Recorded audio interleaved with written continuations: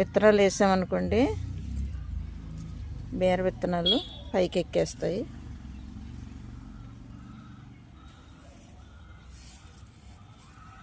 మనం ఎండాకాలం పంటకన్నమాట. ఈ ముందేసినవి కాసి క్రాప్ ఆగిపోయేటప్పటికి ఇవి వస్తాయండి. అలాగా ఉండగానే మళ్ళీ వేసుకోవాలి. సొరకాయలు చూపిస్తానండి.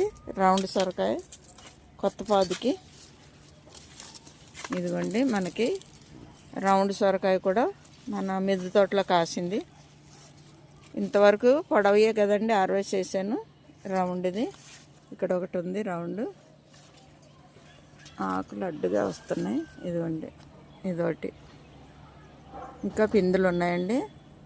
కొన్ని పిందులు మురిగిపోయినాయి. ఇది మాత్రం పెద్ద కాయ, ఇంకా హార్వెస్ట్ చేయాలి. బీర, ఇక్కడ బీర ఉన్నాయండి.